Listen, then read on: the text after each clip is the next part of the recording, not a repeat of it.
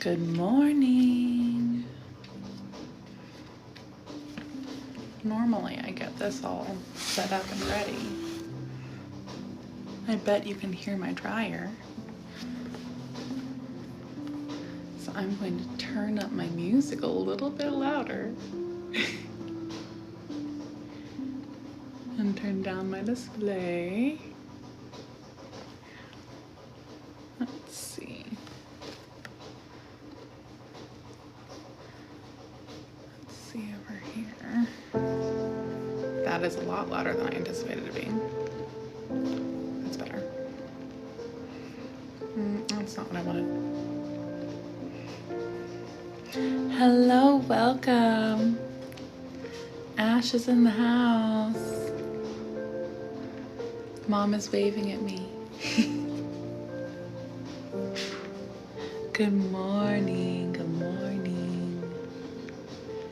Let's see. I will say this, let's see. I will say this,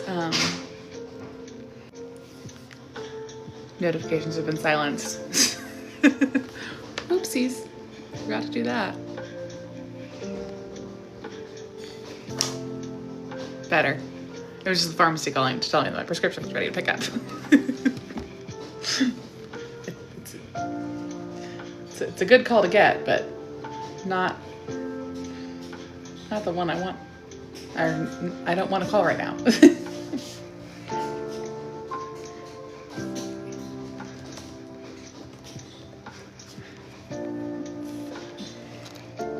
I'm back.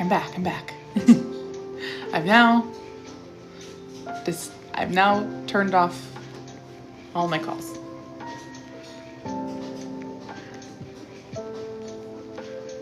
Let's see.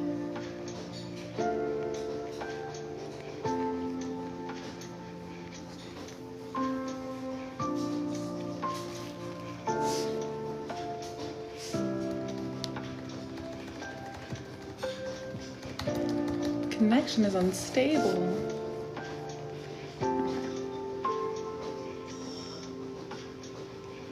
Okay, there we go. Had to get my alt just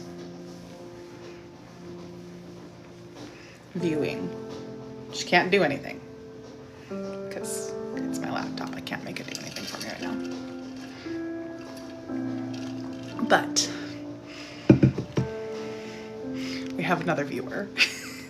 We have another viewer to start this journey with us.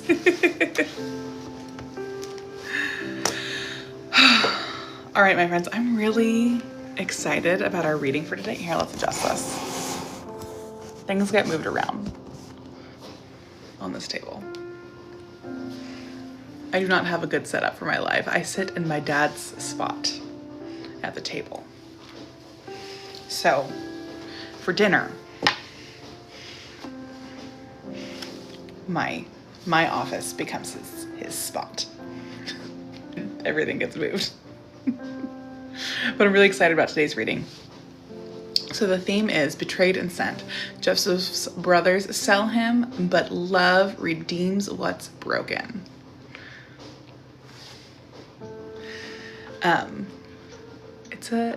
It's a big, all of these are big reads. There are some days that are bigger reads than others. But I'm excited. It's gonna be a really good one. So I'm gonna pray and we're gonna get started. And you know what? If you have any prayer requests, drop them in the comments. I might not get to read them, but I always go back and read the comments after I get off the live, and I will write them down and I will be praying over them. So if you have any prayer requests, drop them in the comments.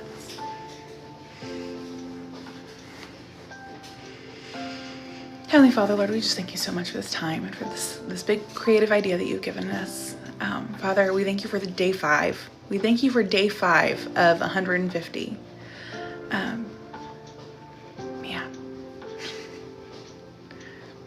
Father, I pray that you'll be with us in this room and in this space, that you will shine your light on us through your word, that you will reveal your character to us in new ways, that you will show us who you are, and that through this we will begin to weave the thread from the beginning to the end of this book, and know that part 2 is coming when we don't know the day or the time, but we know that it's coming.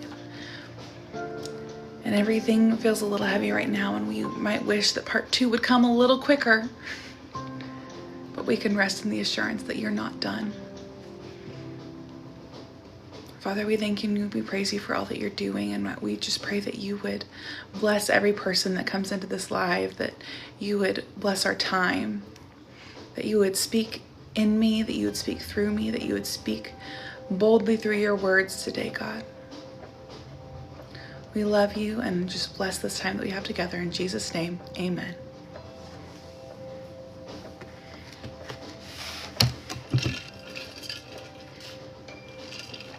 All right. You know what I need? I need a little reading guide here for myself. Don't mind me while I just rip some paper. It's gonna be awful. Oh gosh.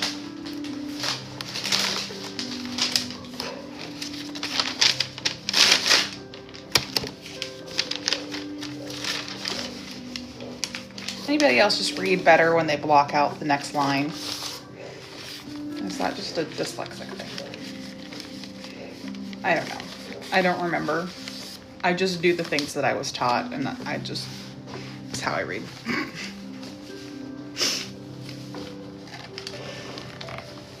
Genesis chapter 36. These are the family records of Esau, that is Edom. Esau took his wives from the Canaanite women, Adah, the daughter of Elon, the Hethite. We are starting off strong with the names today, my friends. Starting off real strong.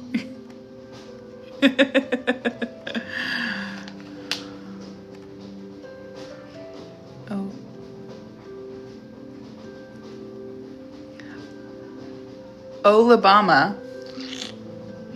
Olabama, daughter of Anah, and granddaughter of Zibeon, the Hivite. Hiviite, and Basemath, the daughter of Ishmael, the sister of Nebaioth. Adah bore Eliphaz to Esau. Basemath bore Reuel,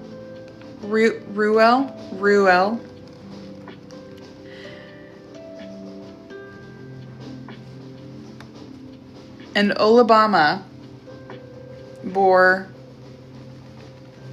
Jush, Jalem, and Korah. These were Esau's sons, who were born to him in the land of Canaan.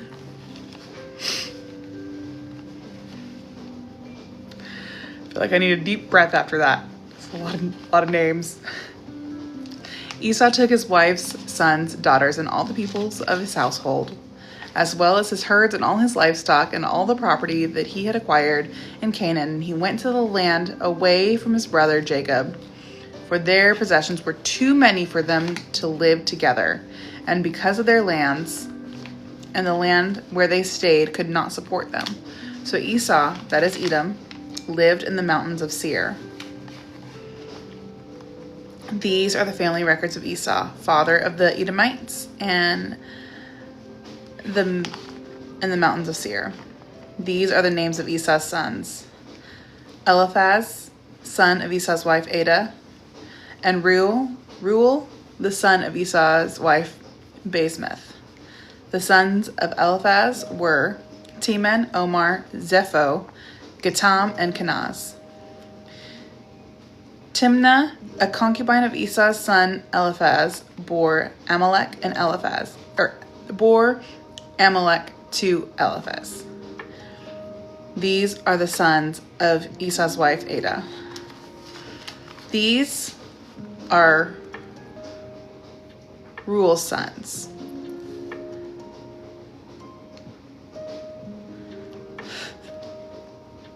Sometimes it just sounds like they're sounds, not names. Just feels like sounds. Naath, Zerah, Shema, and Mizah. These are the sons of Esau's wife, Basemath. These are the sons of Esau's wife, the one that starts with O. Oholibamah,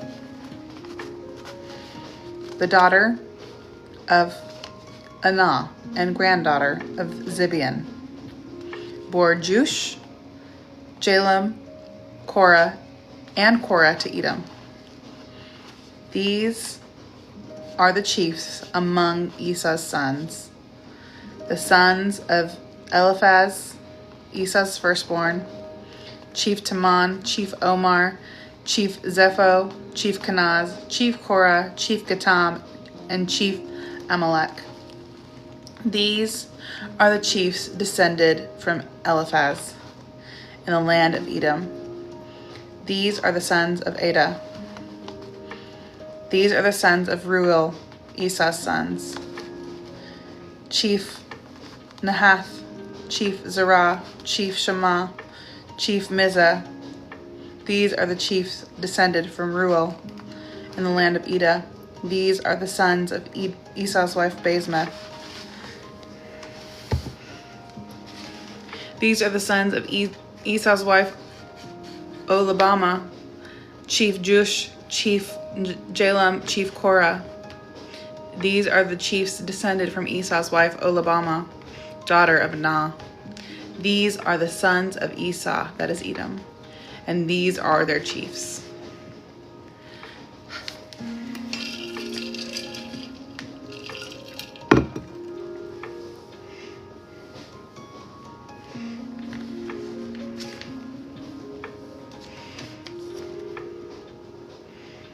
Verse 20. These are the sons of Seir the Horite, the inhabitants of the land.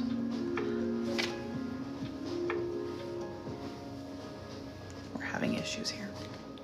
Lothan, Shabal, Zibeon, Anah, Dishon, Ezer,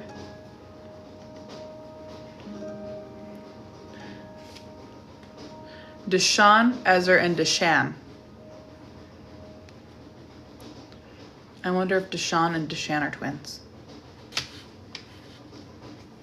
Just wondering.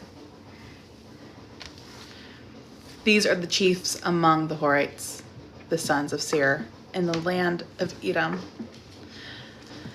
The sons of Lotan were Hori and Heman. Haman. Timnah was Lotan's sister. These are Shabal's sons. Alvan, Menahath, Ebal, Shapho, and Onam.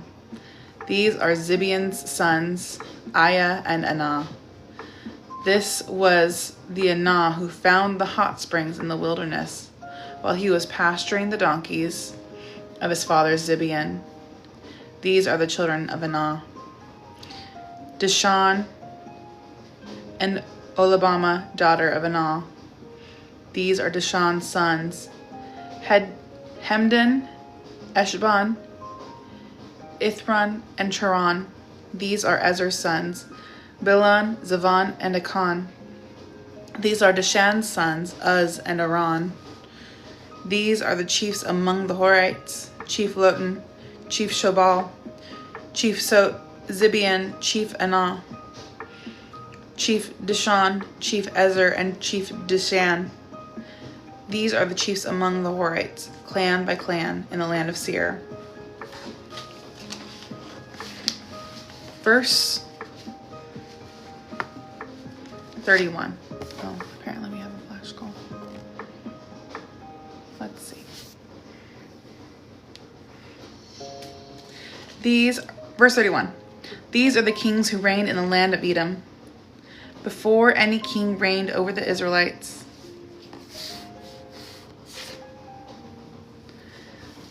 Bela, son of Bor, reigned in Edom.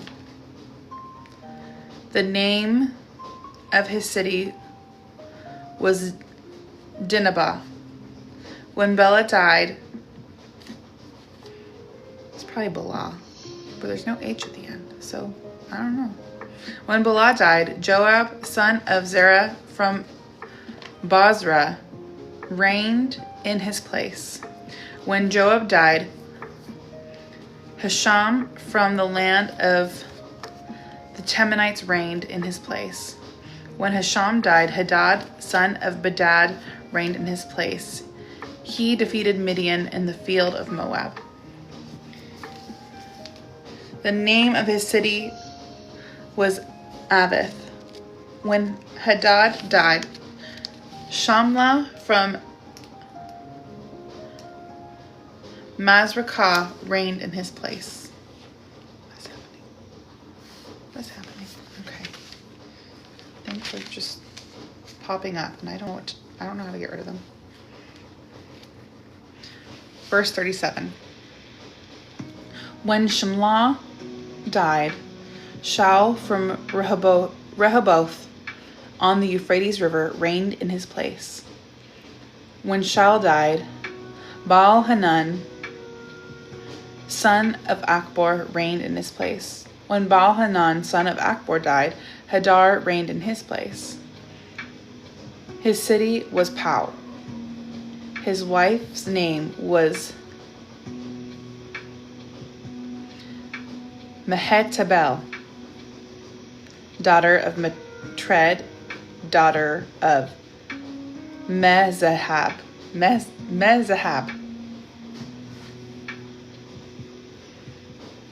We're doing the thing. These are the names of Esau's chiefs, according to their families and their localities by their names. Chief Timnah, Chief Alva, Chief Chief Jephthah, Chief Olabama, Chief Allah, Chief Penan, Chief Kenaz, Chief Taman, Chief Mizbar, Chief Magdiel, Chief Aram. These are Edom's chiefs, according to their settlements and the land they possess. Esau was the father of Edomites. We made it through chapter 36. That was a long one, and it was all ancestry. It was all ancestry. Thank you for that. Whew. It's okay. We made it. Verse 37. Not verse. Chapter 37. Jacob lived in the land where his father had stayed, the land of Canaan. These are the family records of Jacob. Mom's going back and forth. I feel that. I've done it. These are the family records of Jacob. At 17 years of age, Joseph tended sheep with his brothers. Sorry. Do not mean to yawn. The music is very calming. The young man was working with the sons of Beliah and Zilpah, not Zilpha, different people. His father's wives. And he brought a bad report about them to their father. Now Israel loved Joseph more than his other sons because Joseph was a son born to him in his old age, and he made a long-sleeved robe for him.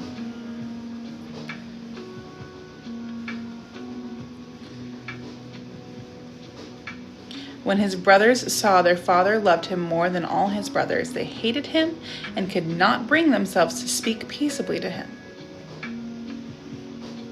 Then Joseph had a dream. When he told it to his brothers, they hated him even more.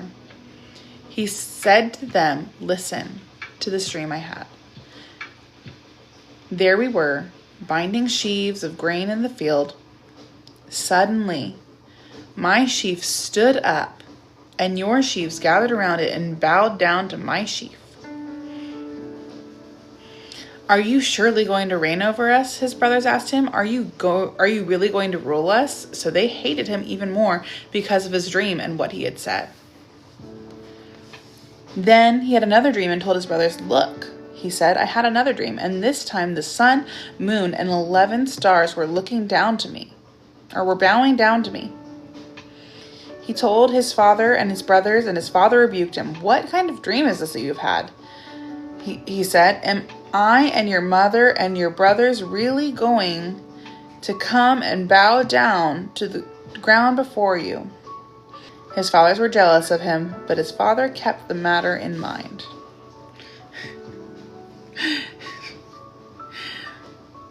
His dad's like, hold up, wait a minute. Is this really going to happen? We don't talk like that. But hold on, let me file this back in the back of my brain, because I do know how the Lord be working. I do know how God be doing. So I'm just going to file that one away. Okay.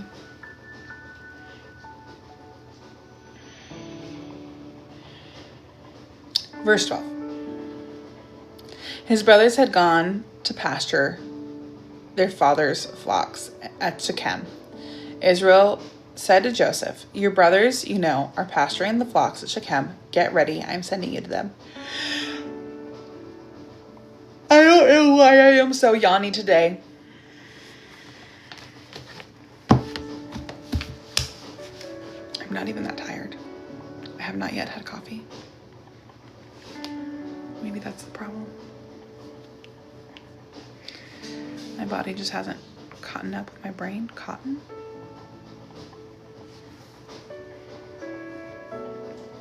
All right. I'm ready, Joseph replied.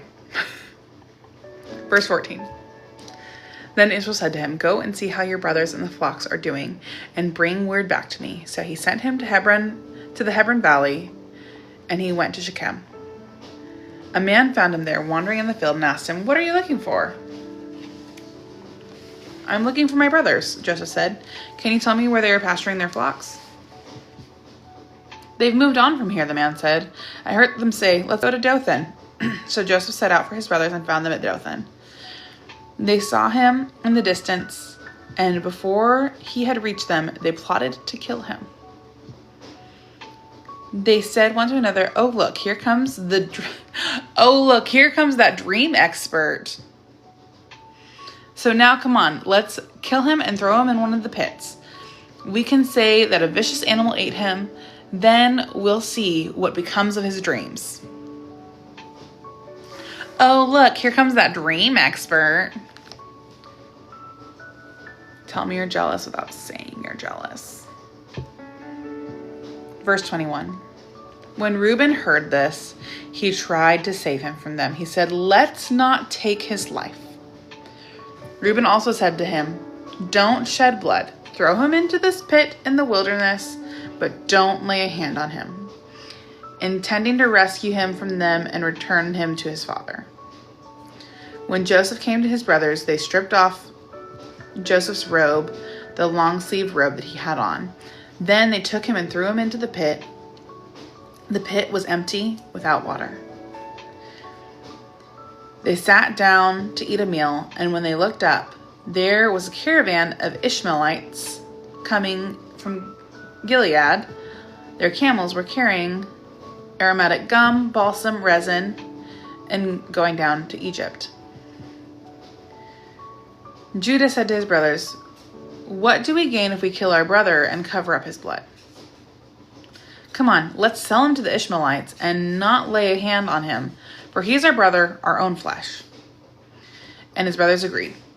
When Midianite traders passed by, his brothers pulled Joseph out of the pit and sold him for 20 pieces of silver to the Ishmaelites, who took Joseph to Egypt. 20 pieces of silver.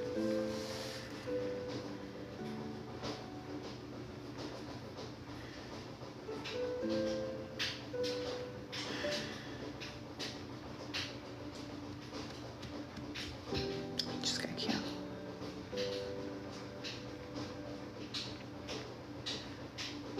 When Reuben returned to the pit and saw that Joseph was not there, he tore his clothes. He went back to his brothers and said, "The boy is gone. What am I going to do?"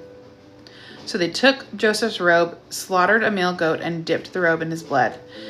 They sent the long-sleeved robe to their father and said, "We found this. Examine it. Is it your son's robe or not?"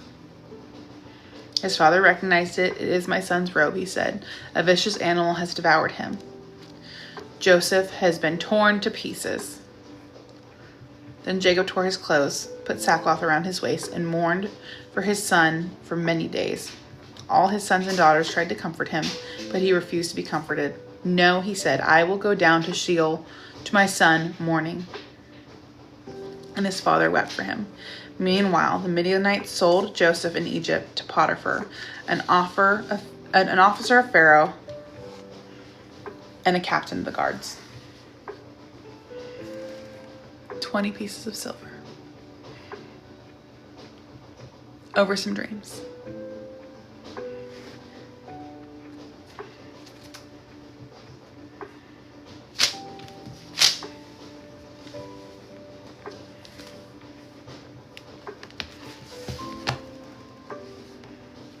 That's how I feel right now.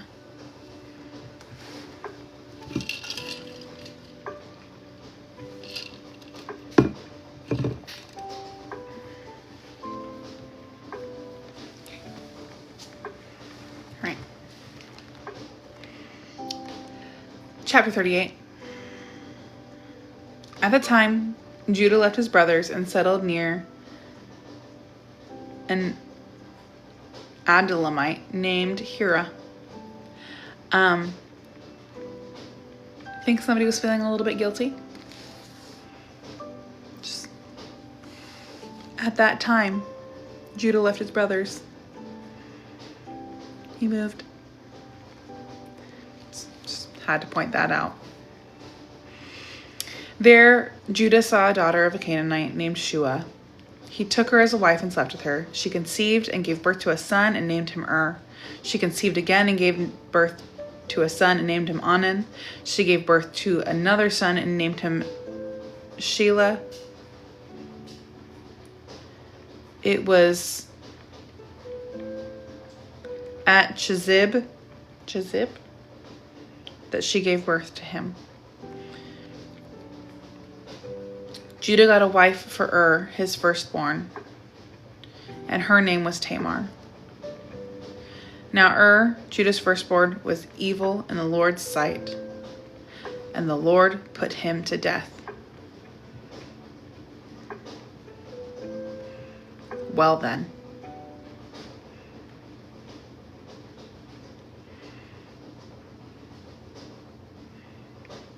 That was fast. He got a wife. He was evil in the Lord's sight. The Lord put him to death.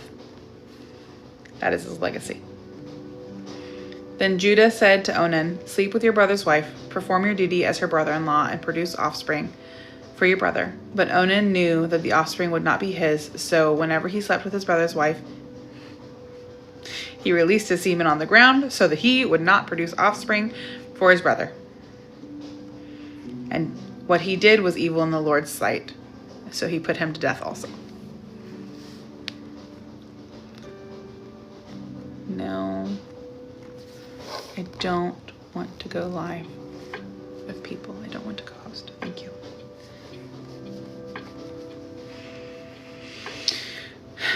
Judah said to his daughter-in-law Tamar, "Remain a widow in your father's house until my son..." Is it Shelah? Because it's not Selah. I think it's Shelah. Grows up. For he thought he might die too, like his brothers. So Tamar went to live in her father's house. After a long time, Judah's wife, the daughter of Shua, died. When Judah had finished mourning, he and his friend Hira, the Adullamite, went up to Timnah to his sheep shearers. Tamar was told, "Your father-in-law is going up to Timnah to shear his sheep."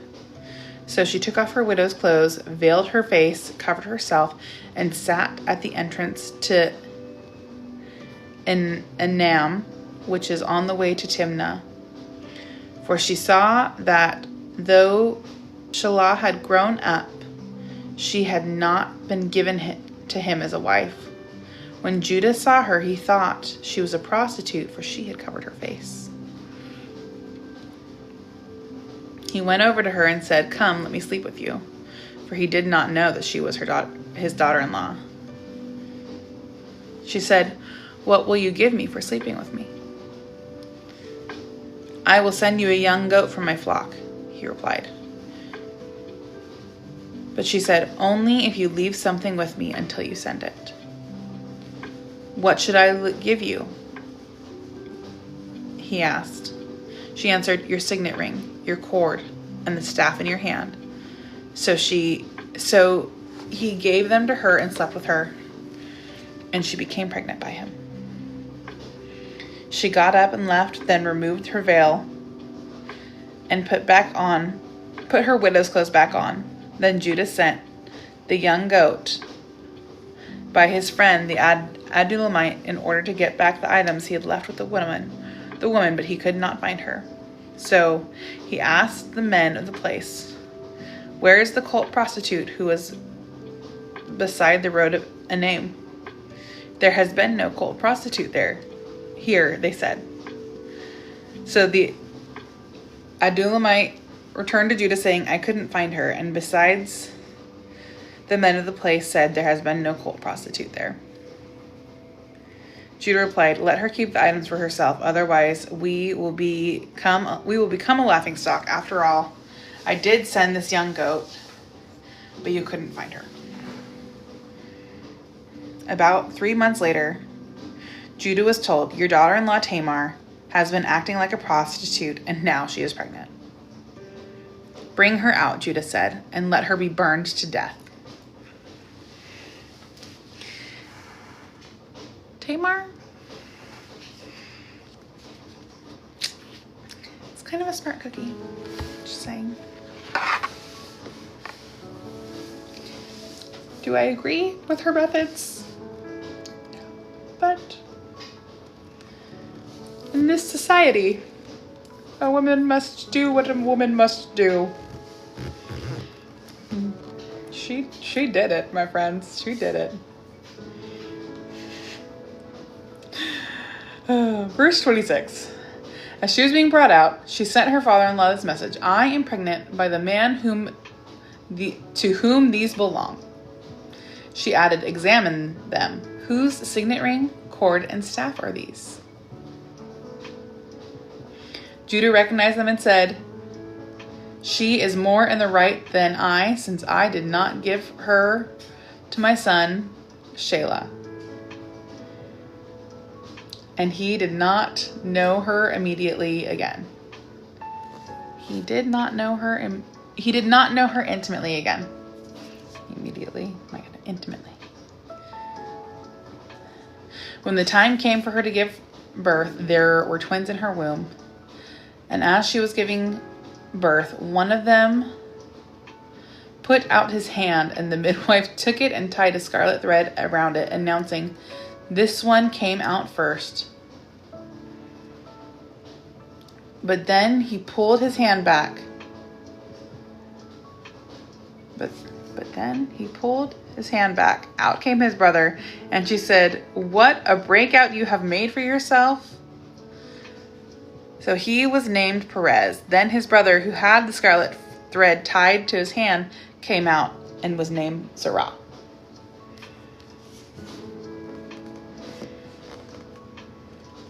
Chapter 39. Now Joseph had been taken to Egypt. An Egyptian named Potiphar, an officer of Pharaoh, and the captain of the guards brought him from the Ishmaelites who had brought him there.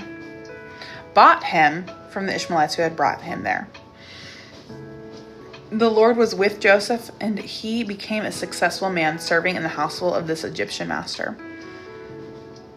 When his master saw that the Lord was with him and that the Lord made everything he did successful, Joseph found favor with his master and became his personal attendant. Potiphar also put him in charge of his household and placed all that he owned under his authority.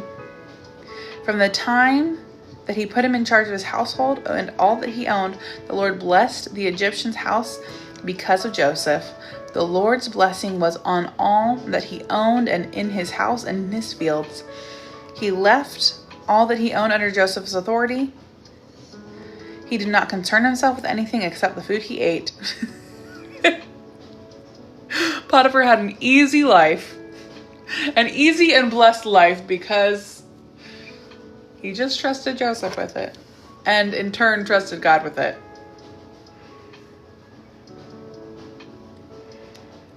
Now Joseph was well built and handsome. After some time, his master's wife looked longingly at Joseph and said, "Sleep with me." But he refused. "Look," he said to his master's wife, "with me here, my master does not concern himself with anything in his house. He has put all he owns under my authority. No one in this house is greater than I am. He has withheld nothing from me except you, because you are his wife. So how could I do this immense evil, and how could I sin against God?" Although she spoke to Joseph day after day, he refused to go to bed with her. Now one day he went to the house to do his work, and none of the household servants were there. She grabbed him by the garment and said, "Sleep with me." But leaving his garment in her hand, he escaped and ran outside. The evidence.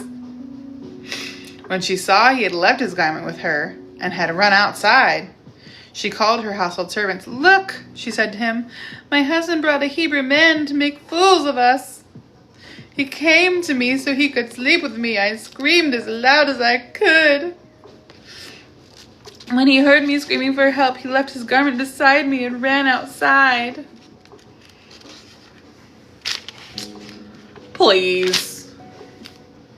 Please.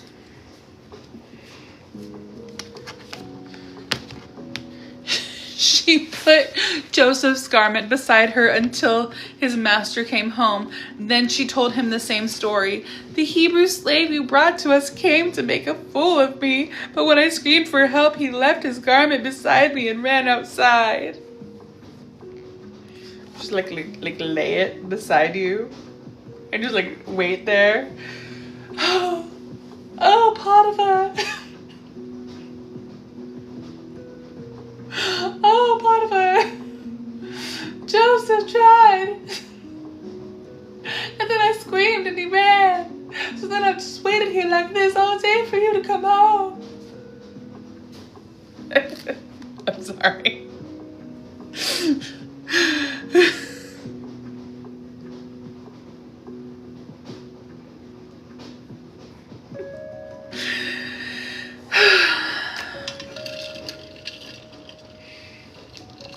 That's what I'm envisioning here, just so you know. Verse 19. Thanks, Mom.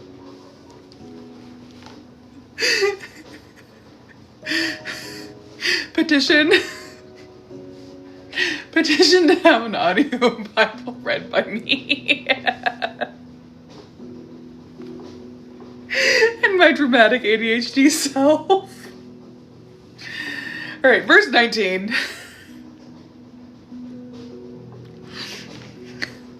When his master heard the story his wife told him, "These are the things your slave did to me," he was furious.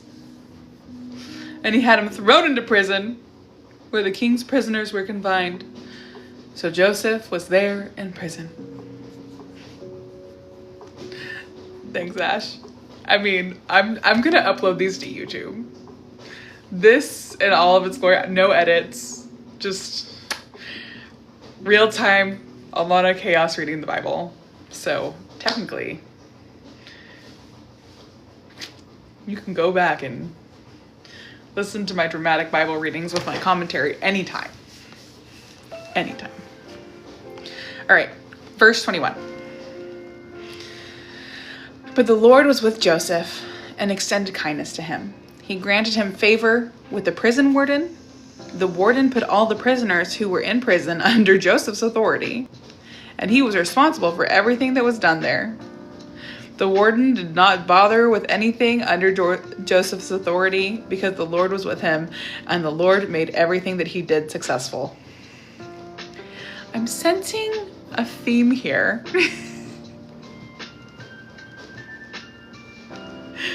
I'm sensing a theme. Also, these men that are trusting Joseph with their jobs, they're living the high life. Chapter 40. After this, the king of Egypt's cupbearer and baker offended their master, and the king of Egypt, Pharaoh, was angry with his 2 officers, the chief cupbearer and the chief baker, and put them in custody in the house of the captain of the guards in the prison where Joseph was confined. The captain of the guards assigned Joseph to them as their personal attendant, and they were in custody for some time.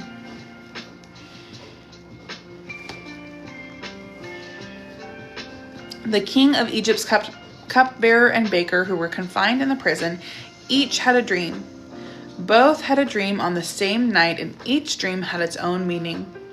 When Joseph came to them in the morning, he saw that they looked distraught. So he asked the Pharaoh's officers, who were in custody with him in the master's house, "Why do you look so sad today?" "We had dreams," they said to him, "but there's no one to interpret them." Joseph said to them, "Don't interpretations belong to God? Tell me your dreams." So the chief cupbearer told his dream to Joseph. "In my dream, there was a vine in front of me. On the vine, there were 3 branches.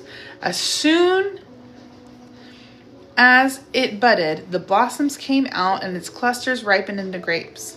Pharaoh's cup was in my hand, and I took the grapes and squeezed them into Pharaoh's hand and placed the cup in Pharaoh's hand." "This is its interpretation," Joseph said to him. The 3 branches are 3 days. In just 3 days, Pharaoh will lift up your head and restore you to your position. You will put Pharaoh's cup in his hand the way you used to when you were his cupbearer. But when all goes well for you, remember that I was with you. Please show kindness to me by mentioning me to Pharaoh and get me out of this prison. For I was kidnapped from the land of Hebrews, and even here I have done nothing that they should have put me in the dungeon." When the chief baker saw the interpretation was positive, he said to Joseph, "I also had a dream. 3 baskets of white bread were on my head. In the top baskets were all sorts of baked goods for Pharaoh, but the birds were eating them out of the basket on my head." "This is its interpretation," Joseph replied. "The 3 baskets are 3 days. In just 3 days, Pharaoh will lift up your head from off you. On the 3rd day, which was Pharaoh's birthday, he gave a feast for all his servants. He elevated the chief cupbearer and the chief baker among his servants. Pharaoh restored the chief cupbearer to his position as cupbearer, and he replaced the cup in Pharaoh's hand. But Pharaoh hanged the chief baker just as Joseph had explained to him. Yet the chief cupbearer did not remember Joseph. He forgot him." Chapter 41. At the end of 2 years, Pharaoh had a dream. 2 more years, my friends, 2 more years. At the end of 2 years, Joseph had a dream. He was standing beside the Nile. Here. I feel like this song is louder than the rest of them have been.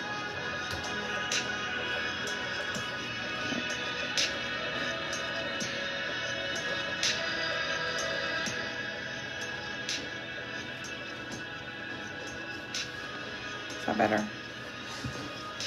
Okay.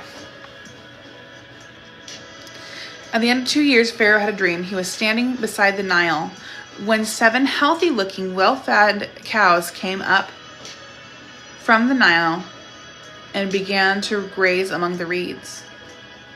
After them, 7 other cows, sickly and thin, came up from the Nile and stood beside these cows along the bank of the Nile. The sickly, thin cows ate the healthy, well-fed cows. Then Pharaoh woke up. He fell asleep and dreamed a second time. 7 heads of grain, plump and good, came up on one stalk. After them, 7 heads of grain, thin and scorched by the east wind, sprouted up. The thin heads of grain swallowed up the 7 plump, full ones. Then Pharaoh woke up, and it was only a dream. When morning came, he was troubled, and he summoned all the magicians of Egypt and all its wise men. Pharaoh told them his dreams, but no one could interpret them for him. Then the chief cupbearer said to Pharaoh, "Today I remember my faults." Pharaoh was angry with his servants, and he put me and the chief baker in the custody of the captain of the guards. He and I had dreams on the same night, and each dream had its own meaning. Now a young Hebrew slave of the captain of the guards was with us there. We told him our dreams, and he interpreted our dreams for us, and each had its own interpretation. It turned out just the way he had interpreted them for us, and I was restored to my position, and the other man was hanged. Then Pharaoh sent for Joseph, and they quickly brought him from the dungeon. He shaved, changed his clothes, and went to Pharaoh. Pharaoh said to Joseph, "I have had a dream, and no one can interpret it. But I have heard it said about you that you can hear a dream and interpret it." "I am not able to," Joseph answered. "It is God who will give Pharaoh a favorable answer." So Pharaoh said to Joseph, "In my dream, I was standing on the bank of the Nile. 7 well-fed, healthy-looking cows came up from the Nile and grazed among the reeds. After then, 7 other cows, weak, very sickly and thin, came up, and I've never seen such sickly ones as these in all the land of Egypt. Then the thin, sickly cows ate the first 7 well-fed cows. When they had devoured them, you could not tell that they had devoured them. Their appearance was just as bad as it had been before. Then I woke up. In my dream, I also saw 7 heads of grain, full and good, coming up on one stalk. After them, 7 heads of grain, withered, thin, and scorched by the east wind, sprouted up. The thin heads of grain swallowed the 7 good ones. I told this to the magicians, and no one could tell me what it means." Then Joseph said to Pharaoh, "Pharaoh's dreams mean the same thing God has revealed. Pharaoh's dreams mean the same thing. God has revealed to Pharaoh what he is about to do. The 7 good cows are 7 years. The 7 good heads are 7 years. The dreams mean the same thing. The 7 thin, sickly cows that came up after them are 7 years, and the 7 worthless heads of grain scorched by the east winds are 7 years of famine. It is just as I told Pharaoh. God has shown Pharaoh what he is about to do. 7 years of great abundance are coming throughout the land of Egypt. After them, 7 years of famine will take place, and all the abundance of the land of Egypt will be forgotten. The famine will devastate the land. The abundance in the land will not be remembered because of the famine that follows it, for the famine will be very severe. Since the dream was given twice to Pharaoh, it means that the matter has been determined by God and he will carry it out soon. So now, let Pharaoh look for a discerning and wise man and set him over the land of Egypt. Let Pharaoh do this. Let him appoint overseers over the land to take a fifth of the harvest of the land of Egypt during the 7 years of abundance, and let them gather all the excess food during those good years that are coming under Pharaoh's authority, and store that grain in the cities so that they may preserve it as food. The food will be a reserve for the land during the 7 years of famine that will take place in the land of Egypt. Then the country will not be wiped out by famine.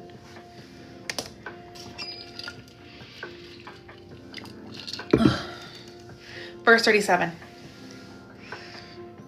The proposal pleased Pharaoh and all his servants, and he said to them, "Can we find anyone like this, a man who has God's Spirit in him?"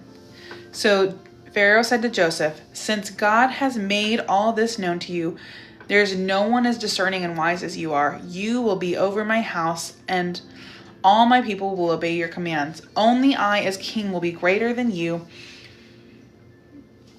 Pharaoh also said to Joseph, "See, I am placing you over all the land of Egypt."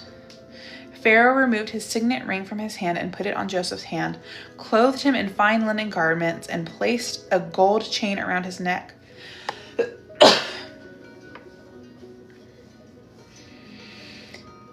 He had Joseph ride in his second chariot, and his servants called out before him, "Make way!" So he placed him over all the land of Egypt. Pharaoh said to Joseph, "I am Pharaoh, and no one will be able to raise his hand or foot in all the land of Egypt without your permission." Pharaoh gave Joseph the name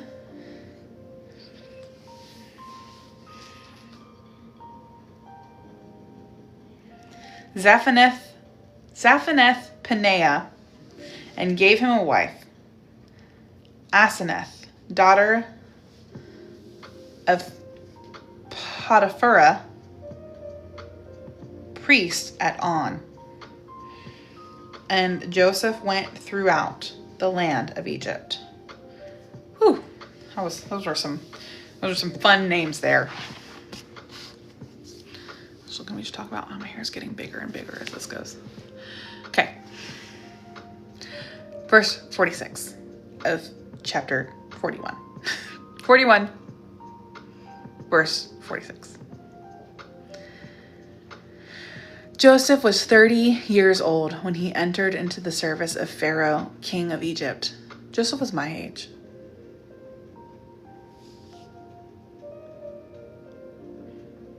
Dang. Joseph was definitely an adultier adult than me. Being sold into slavery will probably do that to you. I have trauma, but not like that.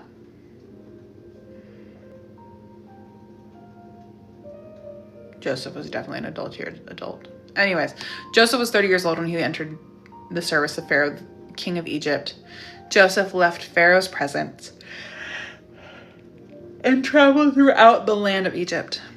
During the 7 years of abundance, the land produced outstanding harvests. Joseph gathered all the excess food in the land of Egypt during the 7 years and put it in the cities. He put the food in every city from the fields around it. So Joseph stored up grain in such abundance, like the sand of the sea, that he stopped measuring it because it was beyond measure. Wow. 2 sons were born to Joseph before the years of famine arrived. Asenath, daughter of Potiphera, priest at On, bore them to him. Joseph named the firstborn Manasseh and said, "God has made me forget all my hardship and my whole family." And the second son he named Ephraim, and said, "God has made me fruitful in the land of my affliction." Then the 7 years of abundance in the land of Egypt came to an end. And the 7 years of famine began just as Joseph had said. There was famine in every land, but in the whole land of Egypt there was food. When the whole land of Egypt was stricken with famine, the people cried out to Pharaoh for food. Pharaoh told all Egypt, "Go to Joseph and do whatever he tells you." Now the famine had spread across the whole region, so Joseph opened all the storehouses and sold grain to the Egyptians, for the famine was severe in the land of Egypt. Every land came to Joseph in Egypt to buy grain, for the famine was very severe in the land. Chapter 42. When Jacob learned that there was grain in Egypt, he said to his sons, "Why do you keep looking at each other? Listen." He went on, "I have heard there is grain in Egypt. Go down there and buy some for us, so that we will live and not die." So 10 of Joseph's brothers went down to buy grain from Egypt, but Jacob did not send his brother Benjamin with his brothers, for he thought something might happen to him. Honestly, with these boys' track record, yeah, something might happen to him. The sons of Israel were among those who came to buy grain, for the famine was in the land of Canaan. Joseph was in charge of the country. He sold grain to all his people. His brothers came and bowed down before him with their faces to the ground. When Joseph saw his brothers, he recognized them, but he treated them like strangers and spoke harshly to them. "Where do you come from?" he asked. "From the land of Canaan to buy food," they replied. Although Joseph recognized his brothers, they did not recognize him. Joseph remembered his dreams about them and said to them, "You are spies. You have come to see the weakness of the land." "No, my lord, your servants have come to buy food," they said. "We are all sons of one man. We are honest. Your servants are not spies." "No," he said to them, "you have come to see the weakness in the land." So they replied, Your servants were 12 brothers, sons of one man in the land of Canaan. The youngest is now with our fathers, and one is no longer living." Joseph said to them, "I have spoken. You are spies. This is how you will be tested.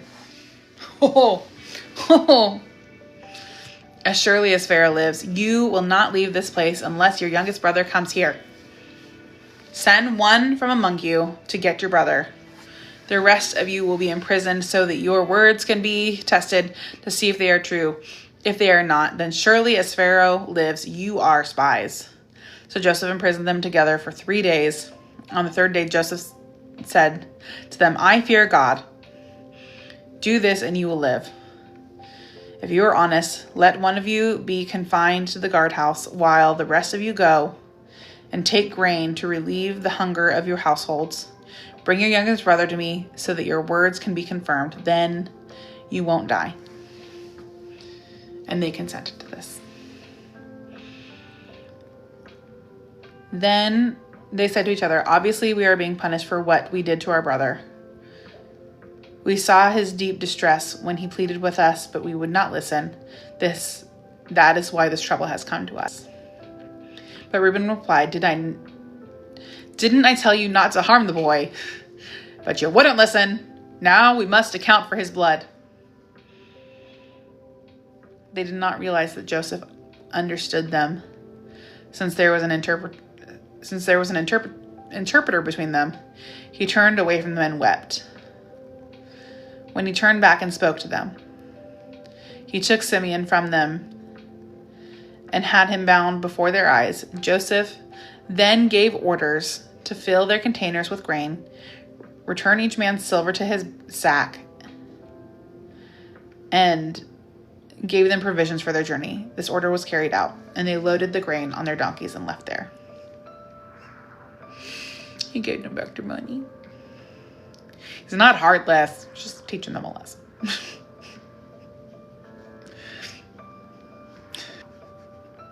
Verse 27. At the end of the place, or at the place, they were lodged for the night. One of them opened his sack to get feed for his donkey, and he saw his silver there at the top of his bag. He said to his brothers, "My silver has been returned, and is here in my bag." Their hearts sank, trembling. They turned to one another and said, "What has God done to us?" When they reached their father Jacob in the land of Canaan, they told him all that happened to them. The man who is the Lord of the country spoke harshly and accused us of being a spy in the country, but we told him, "We are honest, not spies. We were 12 brothers, sons of the same father. One is no longer living. The younger is now with our father in the land of Canaan." The man who is the Lord of the country said, "This is how I will know if you are honest. Leave one brother with me. Take food to relieve the hunger of your households and go. Bring back your youngest brother, and I will know that you are not spies, but honest men. And I will give your brother back to you, and you can trade in the country." As they began emptying their sacks, there in each man's sack was his bag of silver. When they and their father saw their bags of silver, they were afraid. Their father said to them, "It's me that you make childless. Joseph is gone, and Simeon is gone. Now you want to take Benjamin. Everything happens to me." Then Reuben said to his father, "You can kill my 2 sons if I don't bring him back to you. Put him in my care, and I will return him to you."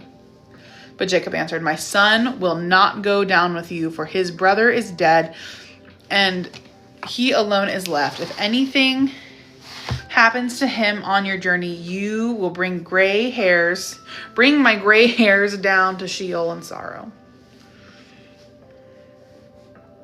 Now the famine in the land was severe, and they had used up the grain they had brought back from Egypt, and their father said to them, "Go back and buy us a little food." Judah said to him, "The man specifically warned us, 'You will not see me again unless your brother is with you.' If you send our brother with us, we will go down and buy food for you. But if you will not send him, we will not go. For the man said to us, 'You will not see me again unless your brother is with you.'" "Why have you caused me so much trouble?" Israel asked. "Why did you tell the man that you had another brother?" They answered, "The man kept asking us about us and our family. 'Is your father still alive? Do you have another brother?' And we answered accordingly. How could we know that he would say, 'Bring your brother here'?" Then Judah said to his father Israel, "Send the boy with me, and we will be on our way, so that we may live and not die. Neither we nor you." Oh no.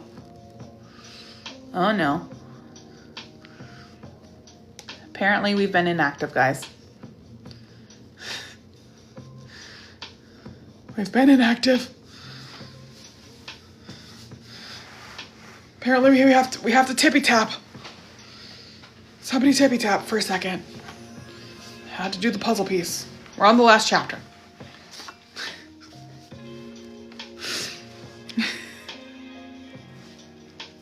My goodness. Where was I? They answered. Okay, we're going to go back to verse 8. Hold on.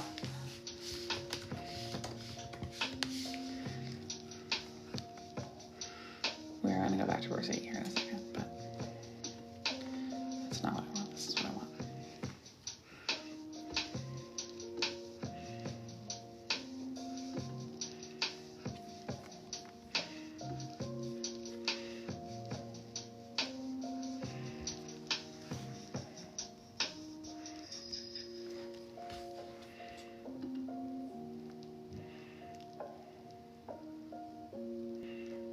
It's not working.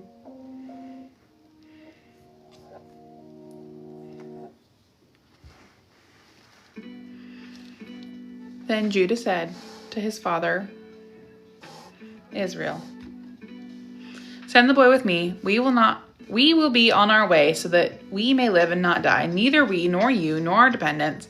I will be responsible for him. You can hold me personally accountable. If I do not bring him back to you and set him before you, I will be guilty before you forever. If we had not delayed, we could have come back twice by now." Then their father Israel said to them, if it must be so, then do this. Put some of the best products of the land in your packs and take them down to the man as a gift. A little balsam and a little honey, aromatic gum and resin, pistachios and almonds. Take twice as much silver with you. Return the silver that was returned to you on the top of your bags. Perhaps it was a mistake. Take your brother. What is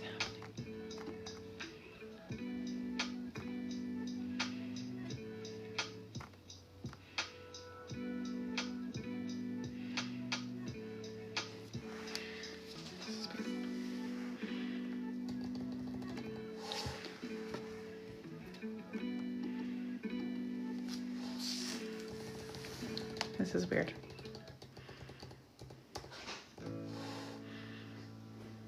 Okay. Never had to rescue my life as deeply as I have had to today.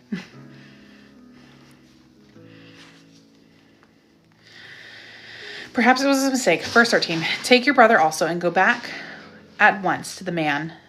May God Almighty cause the man to be merciful to you, so that he will release your brother and Benjamin to you. As for me, if I am deprived of my sons, then I am deprived. The men took this gift, double the amount of silver and Benjamin, and they immediately went down to Egypt and stood before Joseph.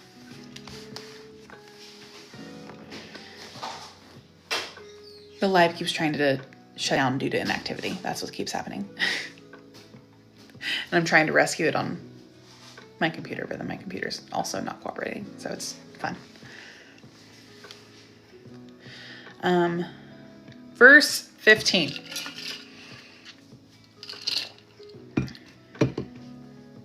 I already read verse 15, but we're going to read it again because we're just cattywampus now. The men took this gift, double the amount of silver and Benjamin, and they immediately went down to Egypt and stood before Joseph. When Joseph saw Benjamin with them, he said to his steward, take the men to my house, slaughter an animal and prepare it, for they will eat with me at noon.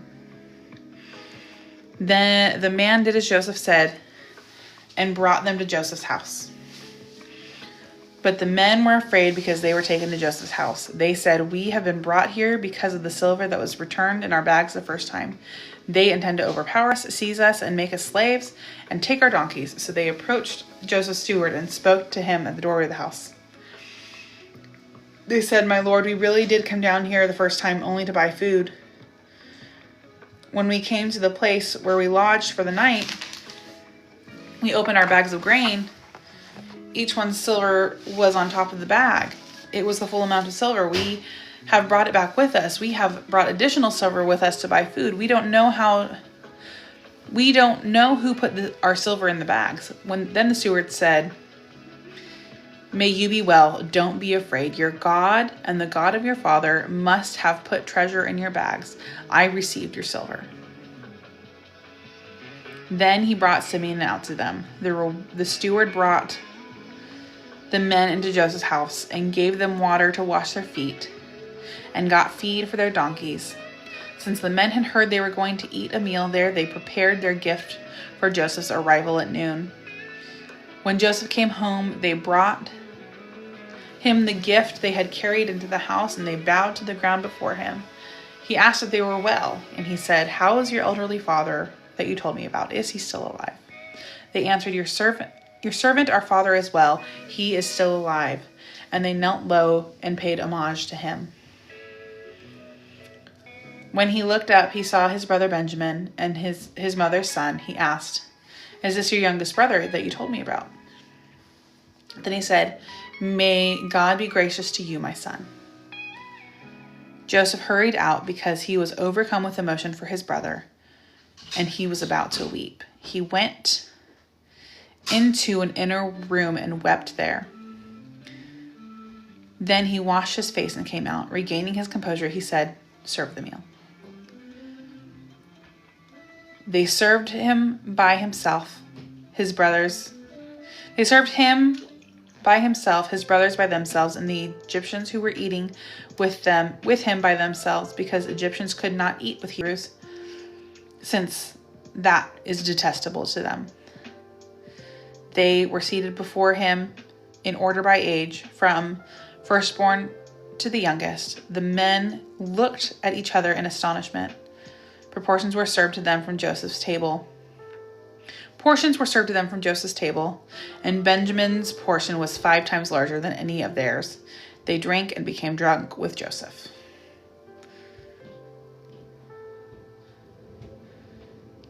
And that is it for today. Tomorrow, not on live. Tomorrow we will all read it on our own. Joseph will reveal himself to them.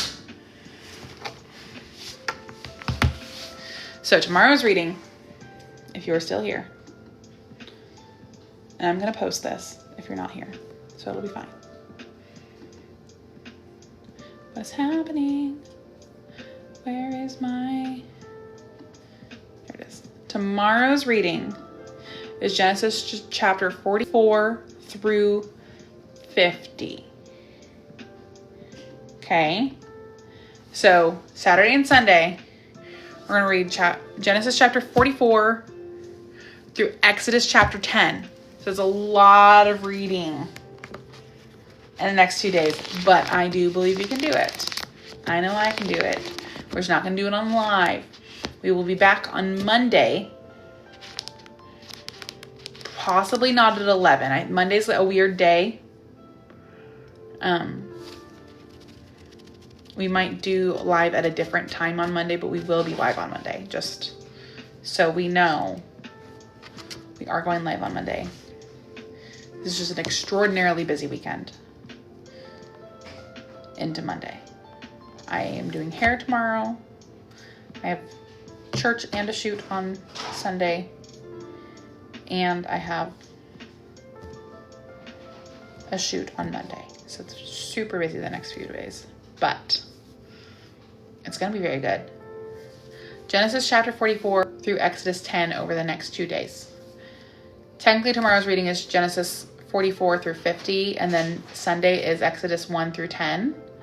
But if you would like to divide that up a little bit further, you are welcome to. I might do that. I might do Genesis 44 through Exodus 3 tomorrow. Who knows? You're allowed to divide things up. Oh yes, you can have the Bible app read to you. Especially if you're enjoying this, this having somebody read to you on a live. If you do better with that kind of thing, 100% have the Bible app read to you. All right, my friends. I will see you at some point on Monday. I will post tomorrow and Sunday's reading and then like the themes. So enjoy your weekend. Don't forget to spend time in the Word. Have a fantastic Friday. Bye.